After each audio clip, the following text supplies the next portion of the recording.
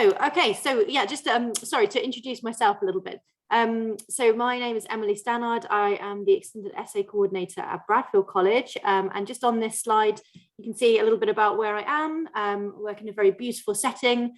And on the top right-hand side is my library, where I am currently located. And then the view from the back across the fields. So my role is kind of twofold. I'm the Extended Essay Coordinator.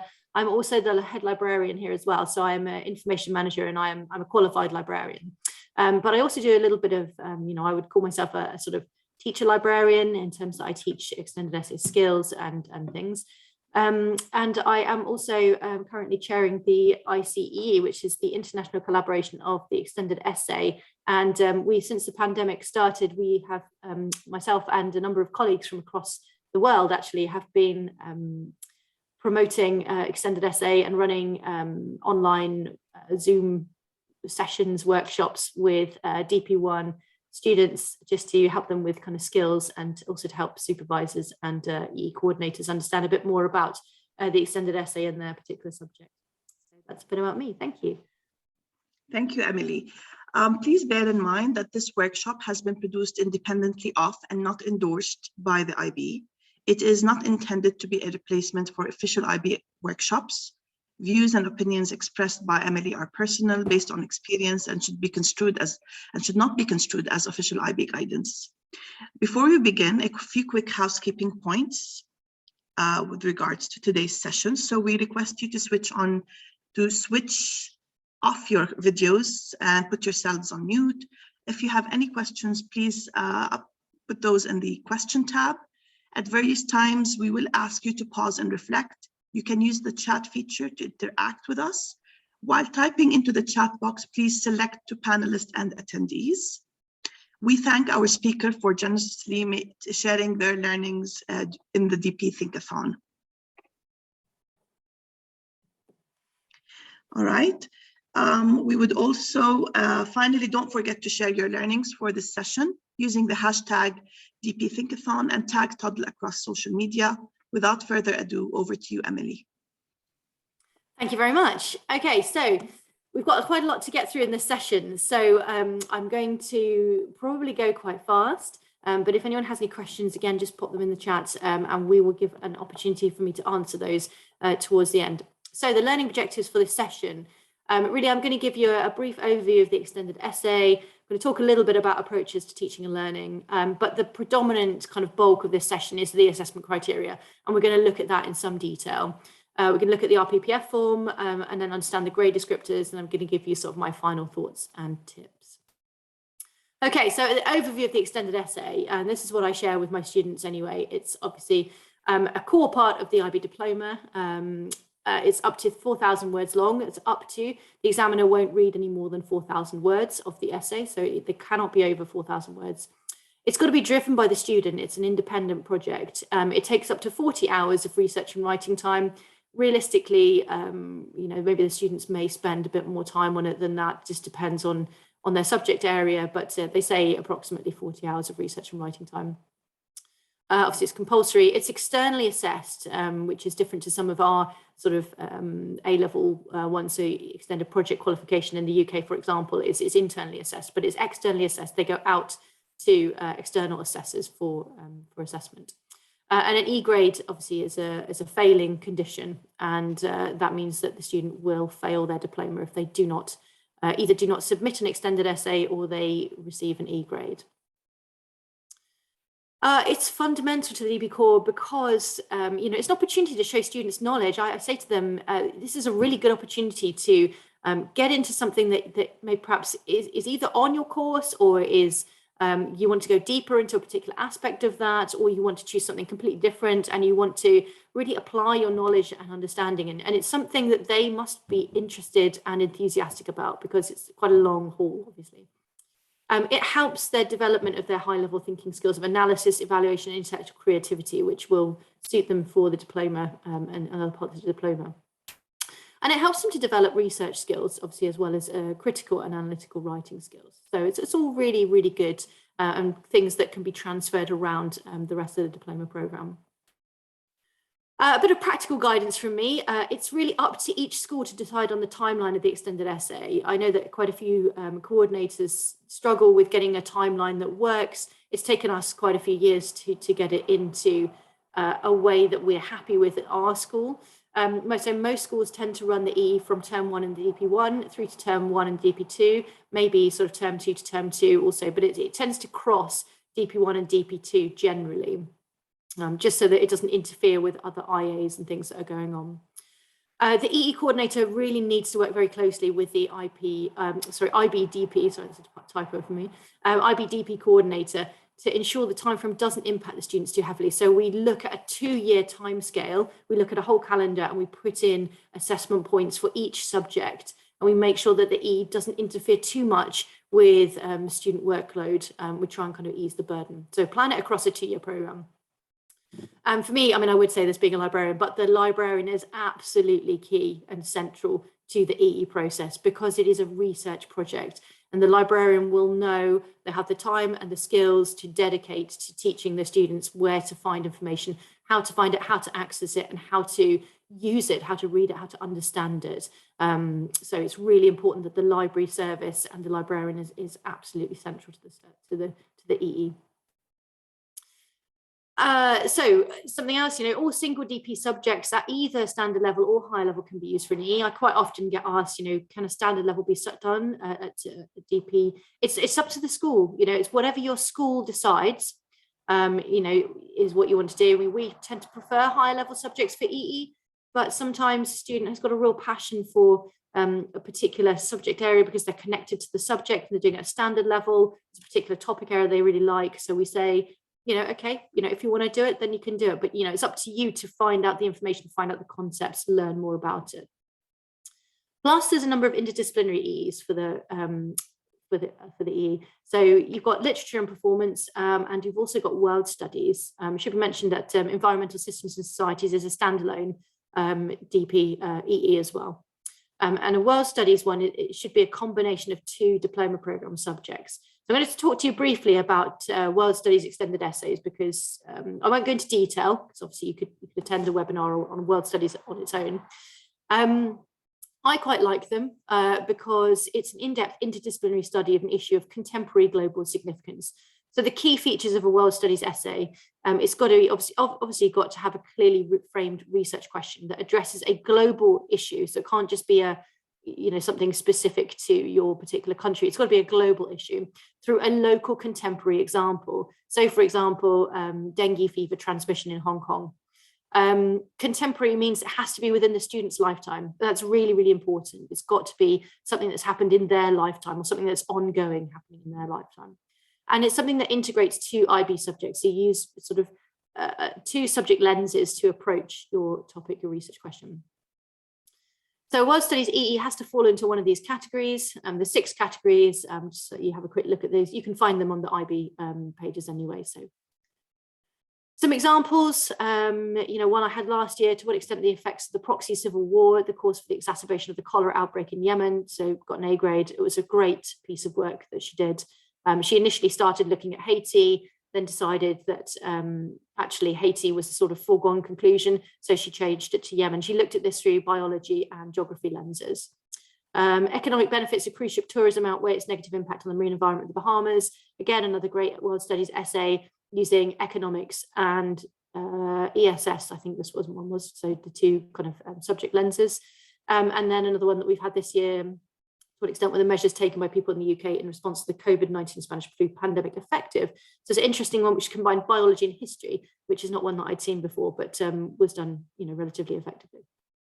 So really some really good things that, that students can get their teeth into. Okay, so I've got a quick quiz. I think the form link is going to be shared in the chat. This is just a little bit of fun, should take no more than 2 minutes to do.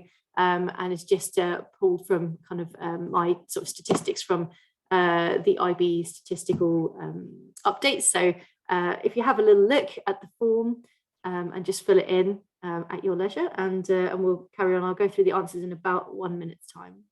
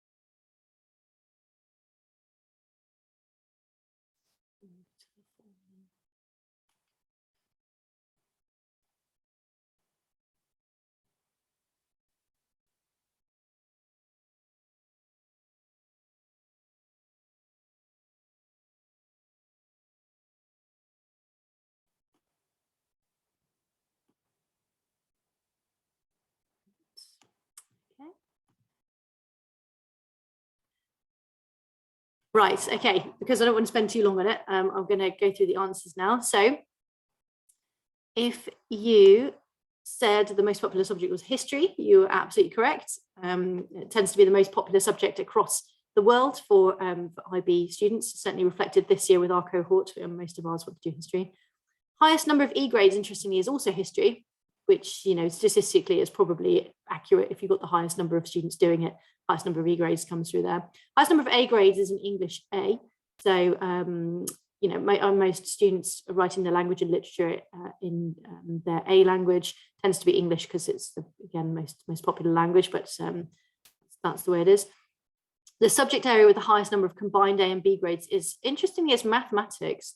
So it might be a little bit surprising to hear that, but you know, they do, I guess the students who are doing mathematics tend to be the ones who are quite, you know, pretty good at it. So you'd hope that they would be doing quite well.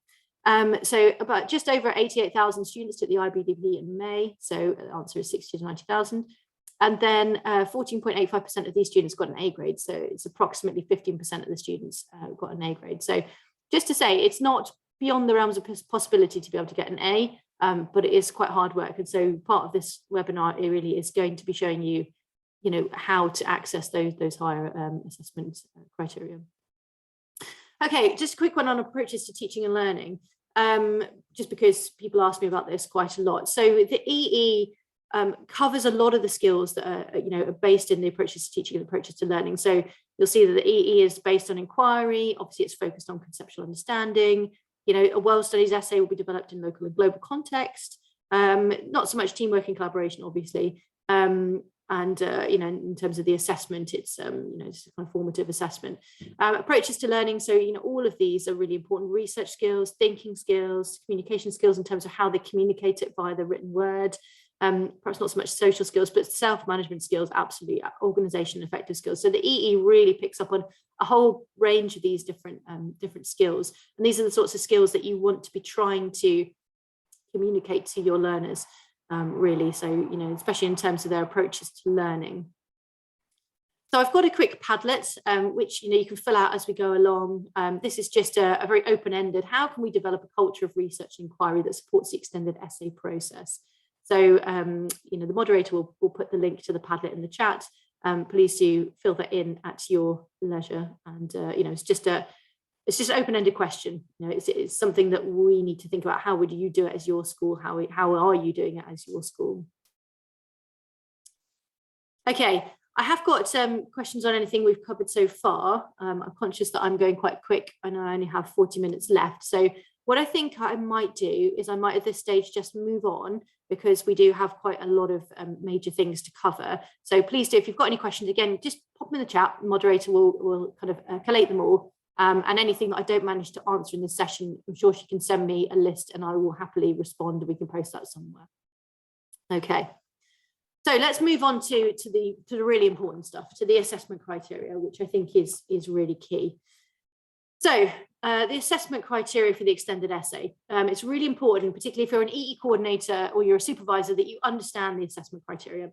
And there's 5 different criteria for the extended essay, and it goes from A to E. This obviously this was changed in 2018 and became, you know, it just changed from the previous one. So it changed from lots of different criteria just to 5. I will cover each of these criteria in depth, but have a look at the marks. You know, the big marks come in Criterion C, critical thinking. However, if your focus, Criterion A, is slightly off, or it's too broad a question, your critical thinking Criterion C mark will go down.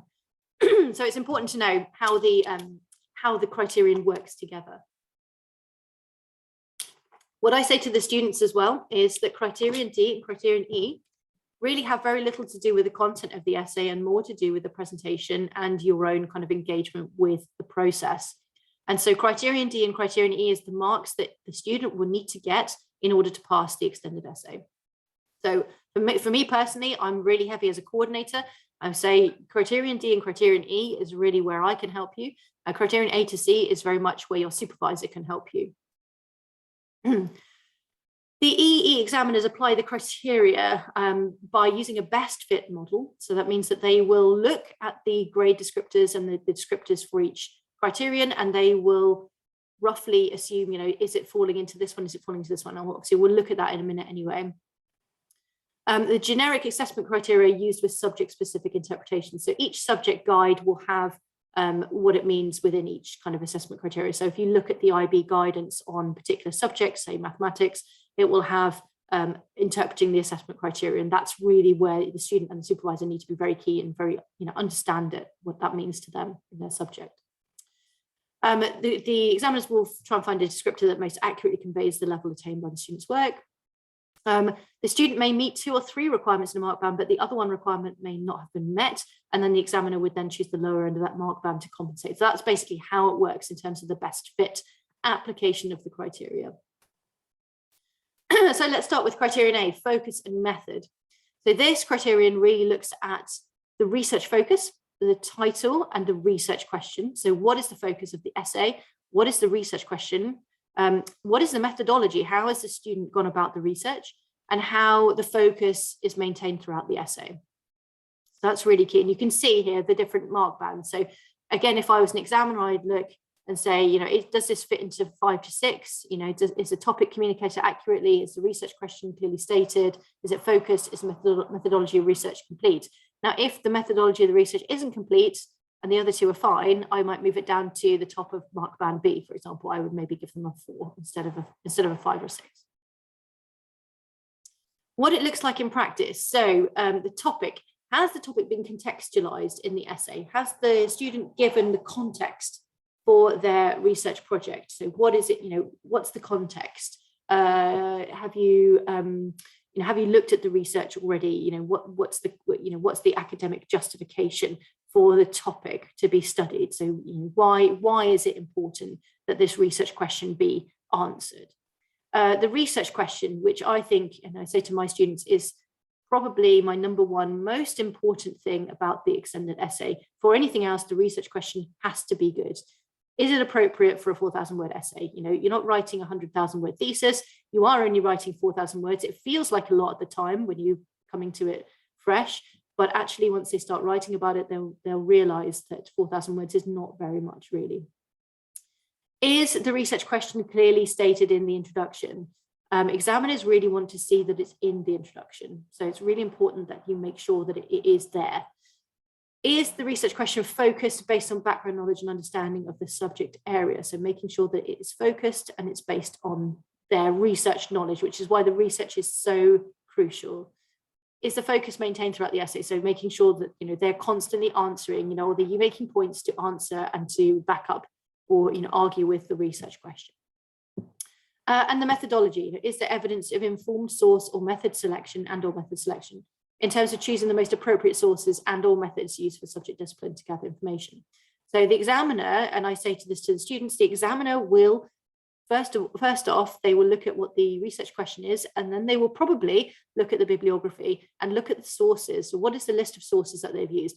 If the list of sources is predominantly websites, newspaper articles, not many real kind of heavyweight academic sources, the examiner is going to get a pretty good idea of what the essay is going to read like before they even start. So they're looking at the sources, how has the student chosen the sources? Why are the sources important to inform their topic choice? How's their methodology looking? For their methodology for a science, for example, how have they gone about their experiment, collecting their data or gathering research information? How does the student explain how they narrowed the scope of their range of sources, methods in order to address the research question? So, how are they, again, part of their methodology, how have they narrowed their choices to particular sources, or they've picked particular sources because of X, Y, Z? Okay, so I'm going to give you some examples now based on some examples of our essays that we've had in college.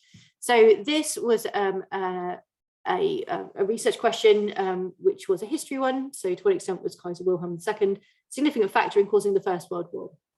And I've highlighted here different things. So the yellow highlighting puts it in context. The context, the student has contextualized their question. They've taken a particular quote from a historian and a historiographer, and then they've explained, this is what they're doing to apply it to the essay.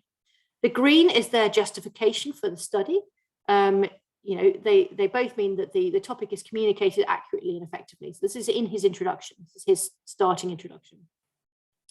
The pink is the methodology, and methodology for history obviously is going to look different to methodology for sciences. So the methodology here, having had an impact in causing the First World War, I will assess the significance by the impact of this policy, blah blah blah, etc. Yeah. So that's the first one. So this was his introduction. So the failings from the examiner gave him a 5 out of 6 for his criterion A. The only failing for this was that there was no research question clearly stated in his introduction, and there was no real explanation of the sources that he used. So he lost a mark there. If he'd added those, then he would have got 6 out of 6. So that's really, really important so that you can see and understand that. Okay, second one, to what extent did the WLTP regulation affect the European car market? So again, here you've got, you've got your kind of justification for his, his essay. He's putting it in context. The green obviously is his justification. I asked myself what effect, but he hasn't really gone into that much detail. His methodology is sort of stated here. I'll apply these concepts and facts to the economic theory behind it, but he's not really talked about his sources. It's not systematic. He does use a survey. I think in this one, yeah, so there's a bit more methodology here. He does use a survey, so this is methodology, but it's not well structured. The questions he asked didn't always provide data which directly linked to the research question. And the examiner said, well, how can you use the regulation? What's the regulation? What data is the regulation going to provide? The regulation is just a regulation. So it's an economics example, just to be clear. So the topic was not communicated very well. The research question was stated, but it wasn't clearly expressed. And the methodology was seen to be limited. So therefore, this received a 2 out of 6. So you can see between the two, quite a lot of context, not a lot of justification, and then a very kind of slim sort of methodology. His methodology just wasn't comprehensive enough really for the examiner. Okay, so that was criterion A. So criterion A, I'd say one of the most important things is getting the research question right and making sure that the focus of the essay is communicated effectively, the research sources are good, and that sort of thing. Criterion B is knowledge and understanding, and this is really your subject-specific knowledge and use of terminology and concepts. It looks at, or basically assesses how far the research relates to the subject discipline, and the way that this knowledge and understanding is demonstrated through the use of appropriate terminology and concepts. And again, you can see the mark bands here that the examiner is going to apply. So what it looks like in practice for the research, are the student sources appropriate and relevant for the research question of the subject of study? Again, we'll come through the bibliography. Are they appropriate? Are they relevant? Or have they just included some sources which actually are a little bit off topic, a little bit tangential to the research question? All the sources that the student uses in the essay have to be related to the research question in some way. They have to be helpful in moving the argument along, have to be helpful in answering the question. Then the knowledge and understanding, which really is kind of supervisor-led, is the appropriate subject-specific terminology and or concept to use correctly and appropriately. So again, if an examiner looks at an essay and somebody has written an economics essay and used economic concept or theory incorrectly, that's not going to bode well for criterion B. And they will look at sources and methods, and they'll assess them and how they support knowledge and understanding in light of the research question. So to give you some examples, this is a psychology essay, and this student, again, last year did quite well. So the yellow is the sources used appropriate to the discipline. So, and the subject-specific terminology and concepts that were demonstrated. So, in green, she's talking about, what the paper is going to do. So how she's going to discuss it. So essentially her methodology. Meditation increasing the volume of the grey matter of cortical thickness. She's using appropriate psychological terminology there, which is great.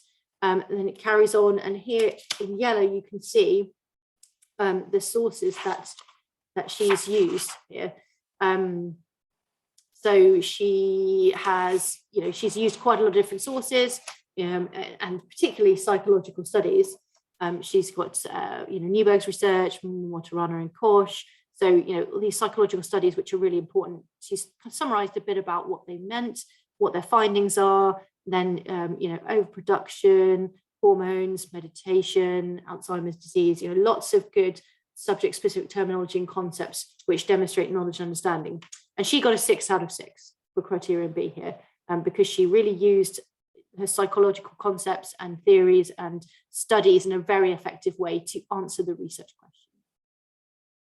That's Criterion B. Lots of guidance from the supervisor there, but also the student needs to make sure their research sources are appropriate and accurate. Okay, I'm going to come back to Criterion C because that's obviously where the big marks are, and it's slightly more complicated for me to explain. So I'm going to explain the slightly more simpler one first, and then I will move on to Criterion C. So Criterion D is all about format and presentation, and this is where the students can pick up very easy marks. There's only 4 marks in this particular criterion. So either presentation is acceptable or presentation is good. And it's all about the structure of the essay. Is it appropriate in line with expected conventions for your topic or subject? Are the layout considerations present? So the IB will give you exactly how they want the essay to be structured. And the structure and layout support the reading and understanding and evaluation of the E. That's slightly more on the essay itself. Now, if the essay is badly written, they will lose marks here. So you just need to be careful to make sure that when the essay reads, it reads well and it's the structure follows easily. So they're looking at the format expected for academic writing and the extent to which it aids communication. So again, coming back to those communication skills, effective communication through the extended essay, very, very important. What it looks like in practice. So is it in line with expected conventions of a research paper in this subject? And that could be, appropriate subheadings. If it's a literature essay, less about subheadings, more about communication, correct paragraphs, correct use of quotations, and that sort of thing. The layout, so have they followed the guidance? And again, this is where your EE coordinator, if you're not one already, should be really, really on it. The EE coordinator must communicate to the students, this is how the essay needs to be laid out. Is there a title page, table of contents, bibliography? If the student doesn't know how to do it, teach them. These are skills that are very easily teachable, or get the student to find out themselves.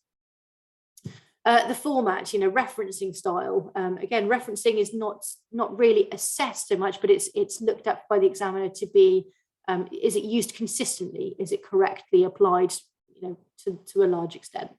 Obviously, no references is going to be an academic misconduct. So, you need to make sure that the students are referencing all of their work. Is it 4,000 words or less? Again, the examiner will not read beyond 4,000 words. Does it follow the conventions outlined by the IB? So is it double-spaced? Is it readable font type? Is the size right, or is the size tiny? So, I'm constantly having to get on at my students to make their font size bigger, because the examiner will not be able to read it otherwise, and they'll lose marks. So what it looks like in practice. So here is an example of 3 pages from one of our literature essays.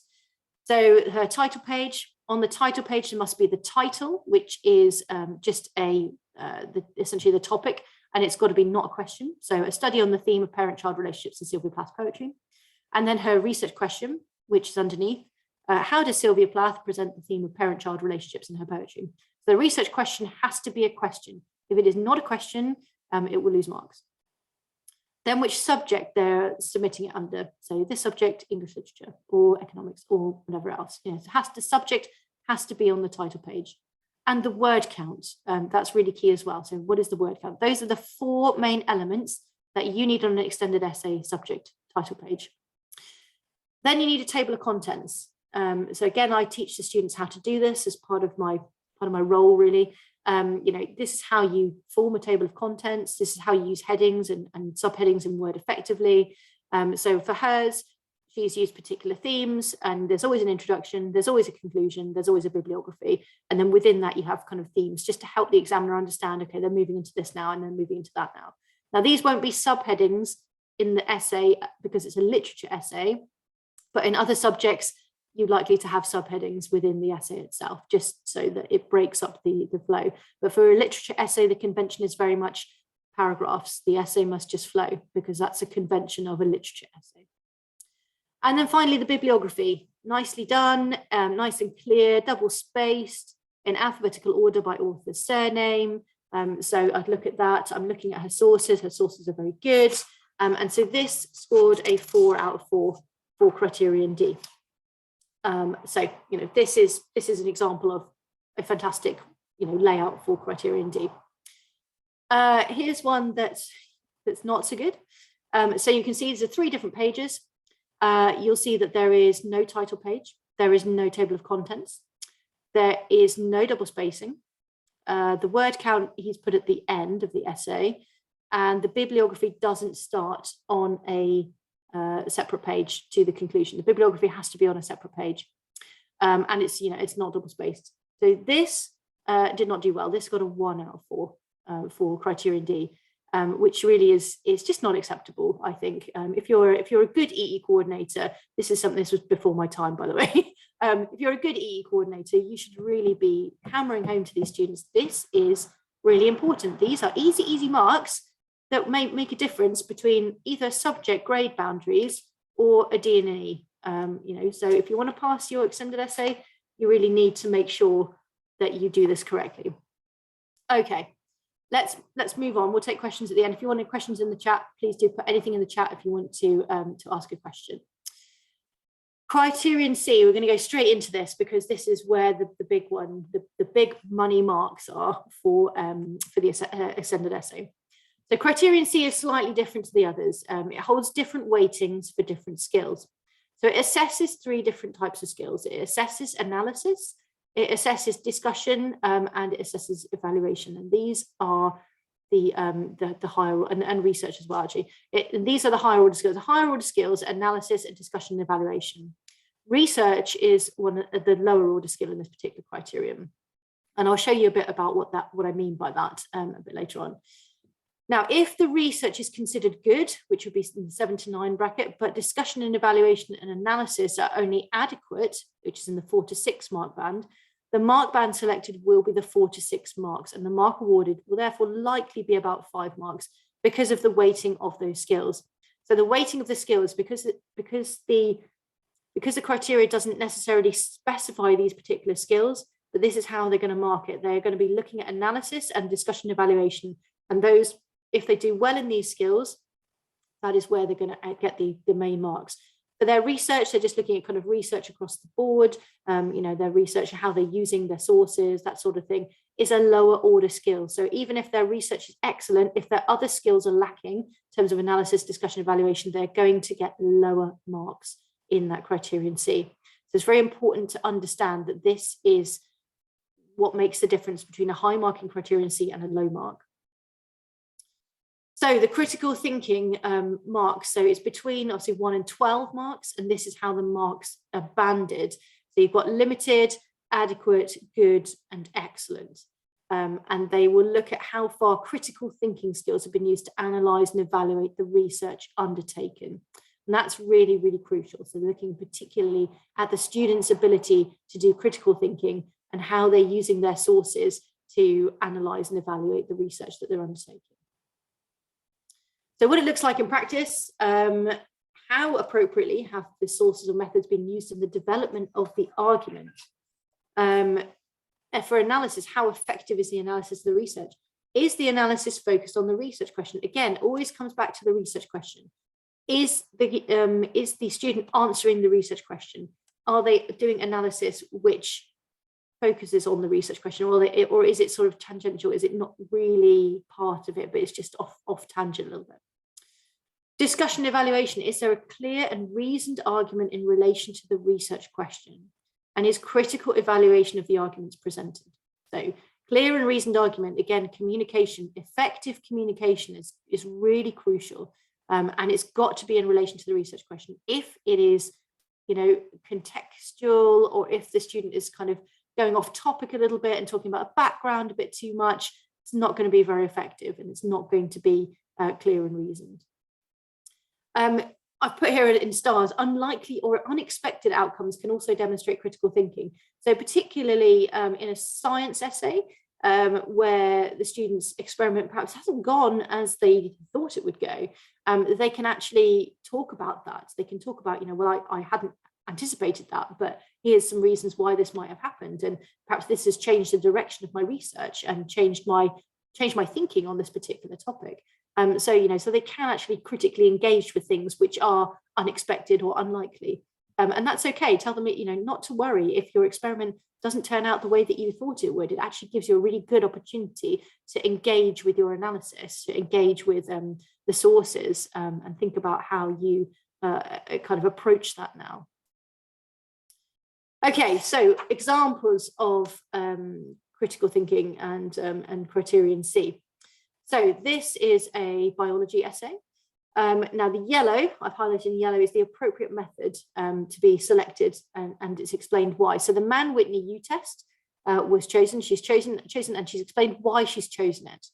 So that's really good. She's chosen the appropriate method, and she's explained it why, and then she's used it for analysis. So down here, the calculated percentages for each water sample from the pumping station were then compared to the calculated percentages for each water sample from near the livestock farm using the Mann-Whitney U-test. Now, I'm not a biologist. I have no idea what that means. Some of you probably will, but that is, something that she has identified as that's her particular biological test that she's chosen to look at, or statistical test.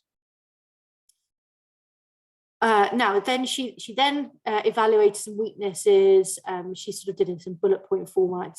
She looked at the impact and she looked at suggestions for improvement. She did this all in kind of bullet point format, which perhaps wasn't the best way of doing it. But anyway, so I haven't shown you all of the stuff that came before that.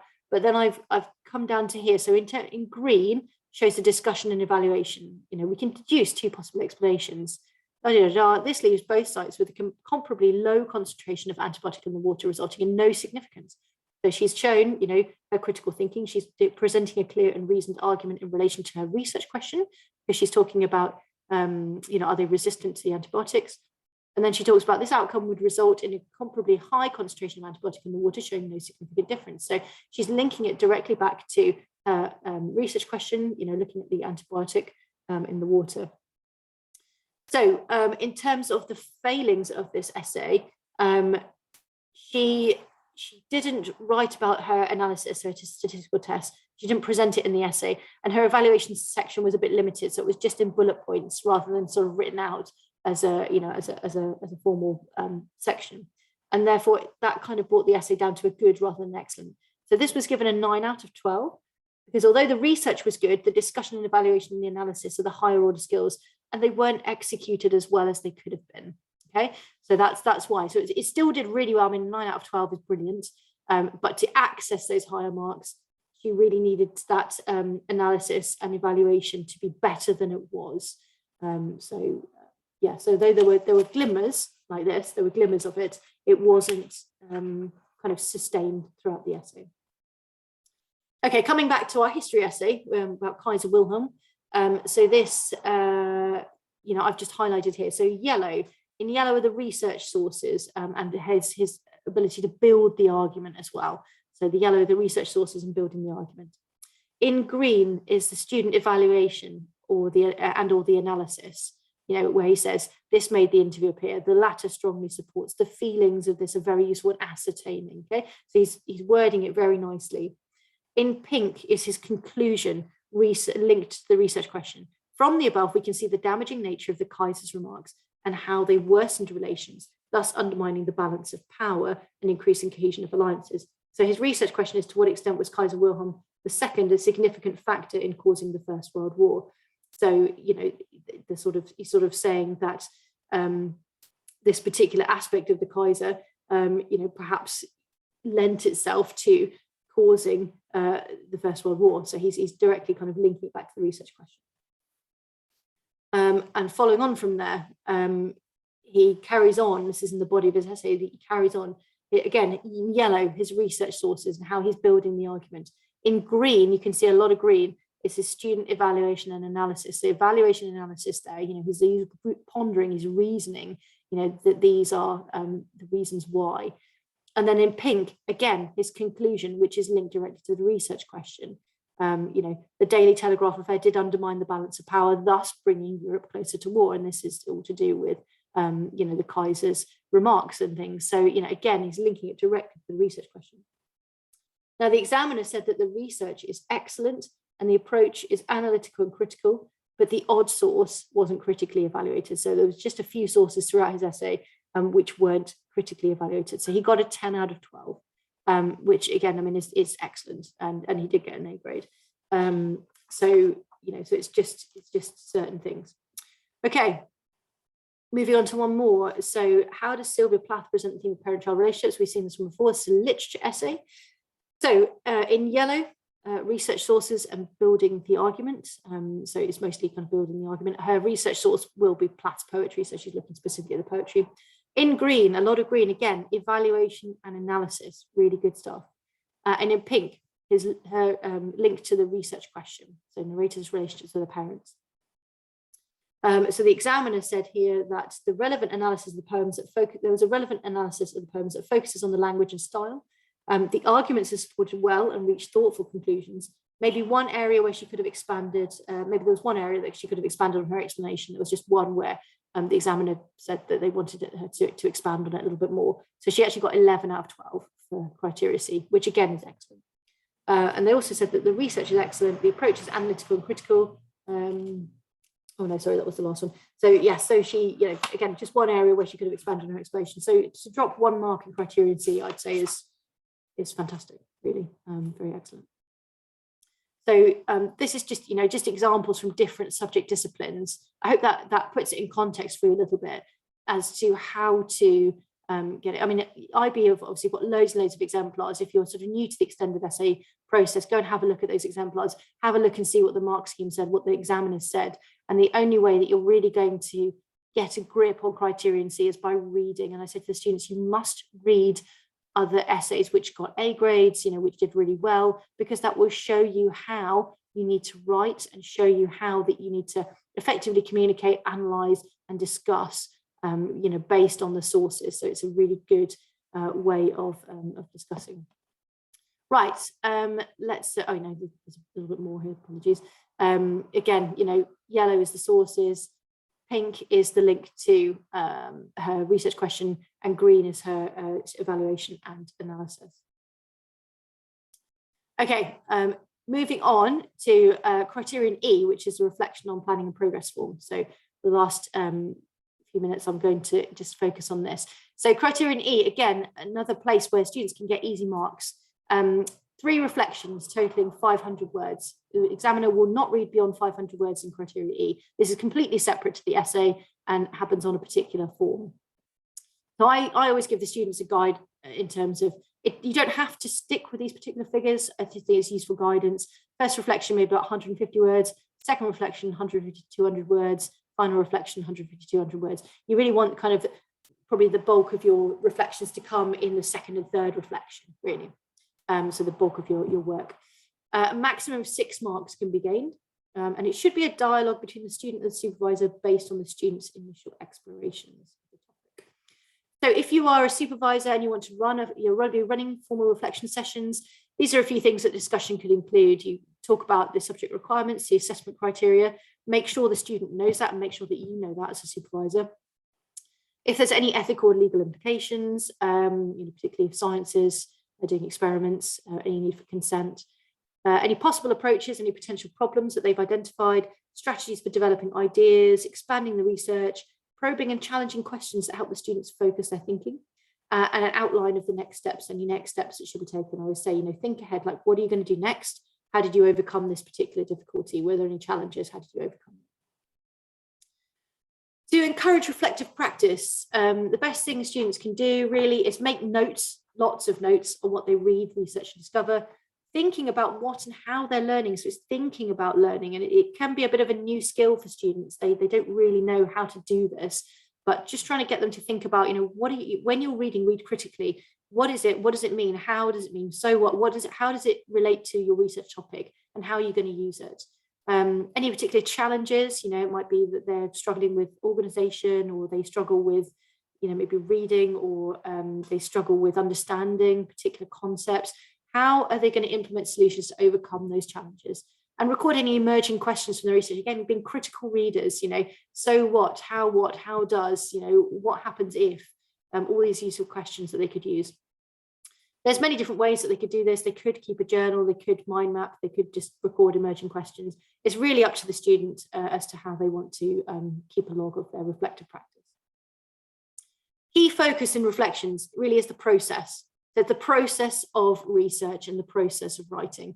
They need to demonstrate conceptual understanding. So how have they learned how to understand a particular concept in their subject? The skills that they've learned, particular high-level skills, how have they gone about developing their critical thinking and their research methodology? And any learning experience, any new perspectives that they've come across are good to record as well. So in terms of reflection, the assessor is looking at, either whether it's limited, their engagement is good, or whether it's excellent. And they're looking at decision-making and planning, particularly. And they're looking at the engagement, the students' engagement with their research focus and the research process. So what it looks like in practice, is there evidence that the student has engaged in discussions with a supervisor? Are they able to reflect on, refine the research process? Have they evaluated decisions? Does the examiner get an insight into the student's thinking and their creative approach? Is the student voice present rather than the supervisors? And do the reflections demonstrate the student's engagement with the topic? Analysis and evaluation perhaps looks slightly different in Criterion E. So analytical writing just shows the students' thought processes and how they've got to their conclusions. So it usually follows a brief description and focuses on answering questions like why, how, so what. Evaluation is the process of making an assessment or a judgment about something. So the student should re-examine the EE journey in the light of what they already know, what they intended to discover, and integrating any new knowledge in that. So some examples of reflections. So this is a reflection from a literature essay. Again, we have quite a few of those. And in yellow, she's talking about, this is a student voice. And this is why she's picked what she's picked. And there's a lot of student voice here, which is great. So this is her first reflection, and why she's particularly picked it, draw connections and things like that. Interim reflection, so what she's decided to do, again, yellow is the student voice. Green, she acknowledges the help of her supervisor to overcome a challenge. So she's identified a challenge and she's now gone about ways of trying to find a solution to that particular challenge. And in her final reflection, in green is her sort of unexpected outcome. So she found some surprising angles. Yellow is the student voice, acknowledgement of something that could have helped. So if she'd read particular other things, or she's read what's been written, she would have liked to have read more about literary modernism. In pink, she's drawing connections and expounding on something that has helped.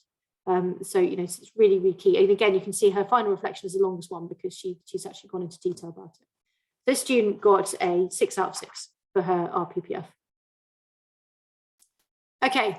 So in chat, it's going to be, I know we didn't really have time to do this. I think what I'll do is if you want to have a look at these example reflections and just post some comments on them, I will reply sort of, after this session and explain sort of what they got and why they got them. There's only 6 up there, I think. Feel free to just have mark them, see what you think of them, and sort of say why you got that they got that particular mark. Okay, I think I'll take all questions at the end. Because I don't have that much more time. So I'm just going to whiz through the grade descriptors very quickly and some final tips. So the grade descriptors are qualitative descriptors that are used. The grade boundaries will change. They changed last year. They're slightly more generous last year because I think of the pandemic, but the grade descriptors are consistent. The supervisor is not expected to mark extended essays, but provide a predicted grade based on the grade descriptors. The grade boundaries last year were this. So an E, you can see an E is 5 marks or less. Now, if the student gets 3 marks in Criteria D and 3 marks in Criteria E, they will already have got a 6, which is already a pass. So, and again, depending on if the grade boundaries change, but marks in D and E are so crucial to pulling up that back end, making sure your student doesn't fail. And you can see there's quite a lot of marks between a C, so 13 to 19, and a B, 20 to 25. There's a big kind of generous one for A, so making sure they get between 26 and 40. Okay, how the descriptors are applied. So each essay is taken its own value. The examiners don't know what the predicted grade for the essay is when they receive it. It's completely blind. If an E is close to a grade boundary, another examiner will mark it and the highest mark will stand. If you do want to put in for a remark, it's only worth doing so if the essay is just below the grade boundary, really. I mean, it's risky, putting it in for a remark. So it's got to be a discussion between you and the student and perhaps their parents as well. Just saying, you do know that your essay could go down if you go in for a remark. Students should aim to, like I say, attain high marks in Criterion D and E. An A is achievable because it's not about perfection, but only 10% or 15% in last year's case of students achieve an A in the EE. It is achievable. Get them to shoot high, aim high if they can, because an A is definitely achievable. So some final thoughts from me. I personally think it's always worth paying for the marked EE scripts, or certainly the ones that you would like to learn more about, perhaps why they got a mark that they particularly did, particularly subjects you want to improve. For the last year, our geography EEs really tanked. I really wanted to know why. Now the IB have issued some more guidance, tightening up the criteria around geography essays. So that's been really useful. I find examiners' comments are really useful, and they can help you identify where essays lost marks. Train your supervisors. If you're an EE coordinator, train them. They have to know the assessment criteria and how to guide the students effectively. Don't be put off by word studies essays. If they're done correctly, they can be really rewarding. The students will do well as well. So making sure that you don't discount them. They are really fun to do, and the EE coordinators should get a handle on how to do them as well. Join some informal forums, chat all things EE with others in the same position. I can suggest ICE, we run events over Zoom, which are really good in terms of kind of essential skills, and also in subject-specific sessions. An extended essay coordinators group on Facebook is brilliant as well if you're an EE coordinator, so useful. Like I say, I'm happy to be contacted if you'd like to access a recording of a subject session as well. Okay, sorry that it was a bit of a whistle-stop tour through there. I'm happy to take some questions now, but thank you very much. Emily, we do have some questions in the Q&A tab. Okay.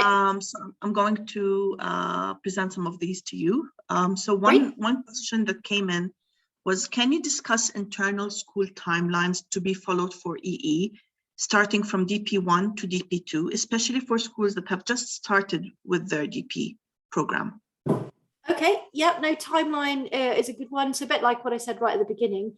Look at your 2-year DP program, and your IB DP coordinator should be, getting a handle on when the subject departments want to run their IAs. Because what we try to do is our IAs tend to be weighted more. We have a few scattered throughout DP1, but mostly sort of second and third terms. But the bulk of our IAs happen in DP2. Which is sort of September in DP2 right through to maybe April. So that's really, that's really key.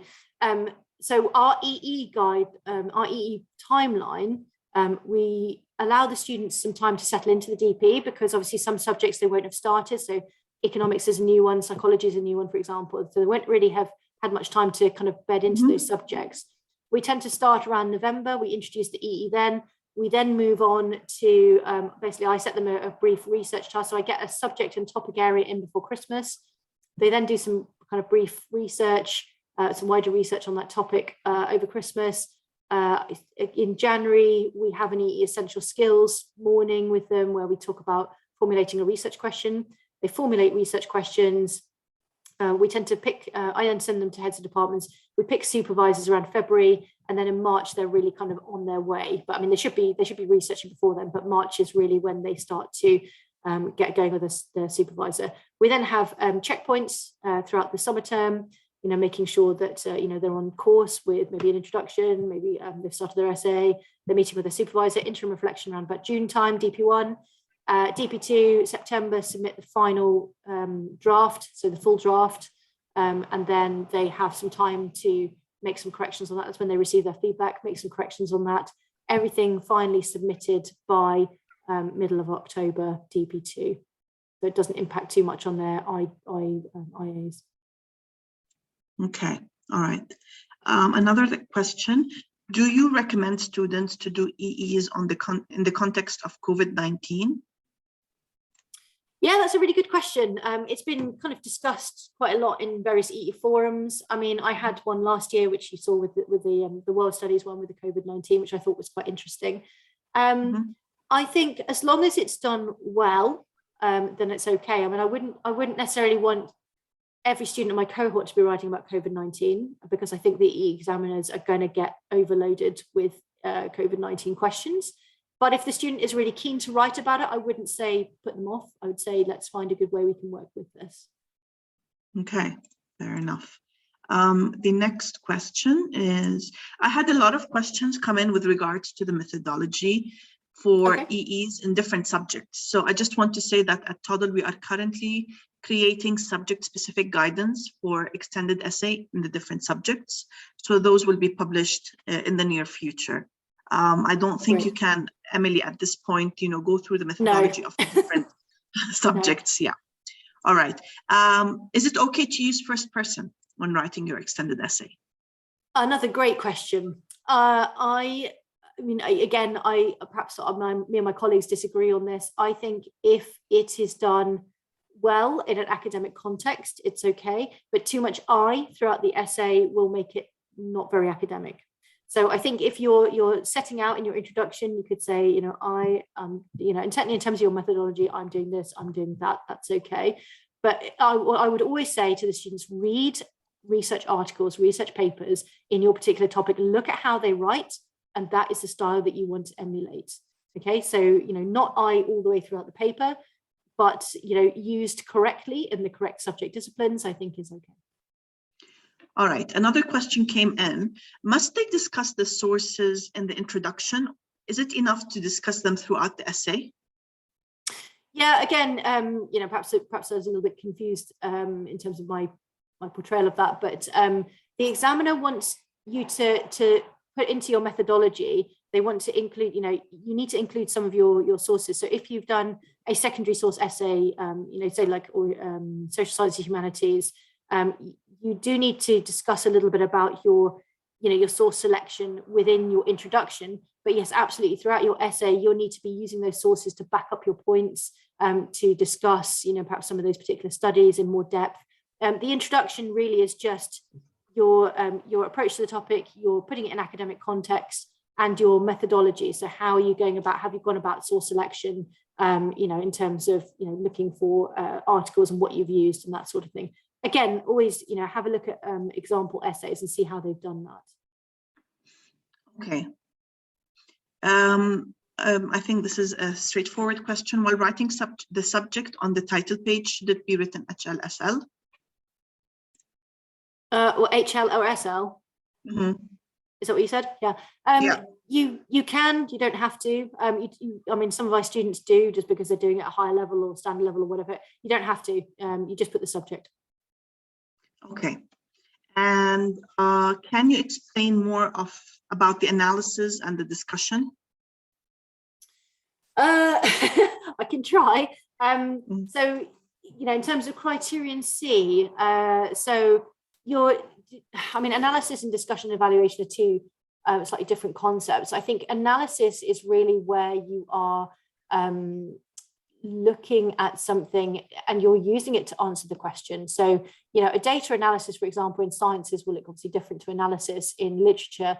In sciences, you're using your data that you've collected, usually kind of primary data, and you're analyzing that using perhaps a specific test or model, and then you are, looking at how that then, how you then respond to your hypothesis. Similar sort of thing in literature where you are analyzing the text. So you are, you're taking kind of key quotations, or you're looking at maybe a specific theme or a character, and you're looking at how this is done within the text. It's all about how something's done. Your discussion and evaluation is really, your kind of, then you're making your argument. So instead of just looking at how something is done, which is very much kind of what you do in an IA, it's then you're discussing. So, okay, so from this, we can now understand that and, this maybe look different in this particular source to this particular source. Mm-hmm. And you're using those sources to back up and build your arguments. I hope you see what I mean. It's a subtle difference, but there is a difference. So it's that sort of thing. Analysis is all about how something turned out, and you're running your tests and what you've discovered. And then your discussion is your discussion of those results, your discussion of your findings, and how that relates to your research question, weighing it up in the context of the research question. All right. And I'm going to ask you one more question because I think time is up. Is there any percentage for accepted plagiarism? Because students use a lot of secondary resources. How can we guide students regarding plagiarism? Like, what can we what is a good approach to that? Yeah, again, a great question. So I mean, we have a particular plagiarism software that we run our EEs through called Turnitin. And I think that's fairly well known. But if you have a plagiarism scanner checker thing, that quite quickly will pick up lots of different things, which is good. I would always say that the student, the librarian, this is where the librarian is really key. The librarian should be teaching referencing and really well. Because they need to teach a student like not just how to put the source in the bibliography, but also how to reference in the text. And that is, you know, whether you do a quotation with quotation marks around it, or whether you paraphrase or summarize a source, but then you need to make sure that your item is referenced. Now, if I run for example, a psychology essay will have a lot of references in it because there will be a lot of psychological studies used. When I run a psychology essay through plagiarism, quite often it's coming up quite high, maybe like 40% match. But when I go into that report and I look at the reports, I can see quite clearly that the student has referenced that well all the way through. And even though there's quite a lot, because what they're having to do is having to explain the psychological studies. And sometimes that's quite difficult to do in their own words. So they are just basically using what was in kind of the research paper and explaining the studies and how they were done. And I expect to see that in a psychology essay. I wouldn't expect to see that in a literature essay. So, you know, so it depends on your subjects, I would say. But yeah, I mean, you've got to use your own judgments. Why plagiarism checkers on their own, a percentage will not tell you anything. You have to look at that report and you have to understand when a student has referenced, and if they haven't referenced, that's when they have problems. If they've just copied and pasted large chunks of text, and then you need to say, well, actually, you need to sit down here. You need to rewrite this, and you think about this in your own words, or you need to use it referencing in a more effective manner. Thank you, Emily, once again for the wonderful session today. I'm sure everyone who joined in is taking away very useful insights. So thank you for today.